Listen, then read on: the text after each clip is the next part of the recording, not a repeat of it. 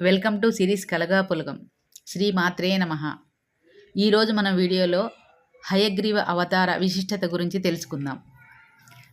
శ్రావణ మాసంలో వచ్చే పౌర్ణమి ప్రతి ఒక్కరికి తెలుసు. దాని గురించి ప్రత్యేకంగా చెప్పుకోనవసరం లేదు. అన్నా చెల్లెళ్ళ అనుబంధం, అక్కా తమ్ముళ్ళ అనురాగాలకు ప్రతీకగా ఆ రోజున భారతీయులంతా రాఖీ పండగ జరుపుకుంటారు. అదే రోజున మరో ప్రత్యేకత కూడా ఉంది. అదే హయగ్రీవ జయంతి. అసలు హయగ్రీవ స్వామి ఎవరు, హయగ్రీవ జయంతి ప్రత్యేకత ఏమిటో, ఆ రోజున ఏం చేస్తే స్వామివారి అనుగ్రహం లభిస్తుందో తెలుసుకుందాం. హిందూ మతంలో హయగ్రీవ స్వామిని కూడా సాక్షాత్తు విష్ణుమూర్తి అవతారంగా భావిస్తారు. హయగ్రీవుణ్ణి జ్ఞానమునకు, వివేకమునకు, వాక్కుకు, బుద్ధికి, అన్ని విద్యలకు దేవుడుగా భావిస్తారు. హయగ్రీవ స్వామిని చదువుల దేవుడుగా కూడా పూజిస్తారు. ఈ వీడియో మీకు నచ్చినట్లయితే లైక్ చేయండి, షేర్ చేయండి, సబ్స్క్రైబ్ చేయండి.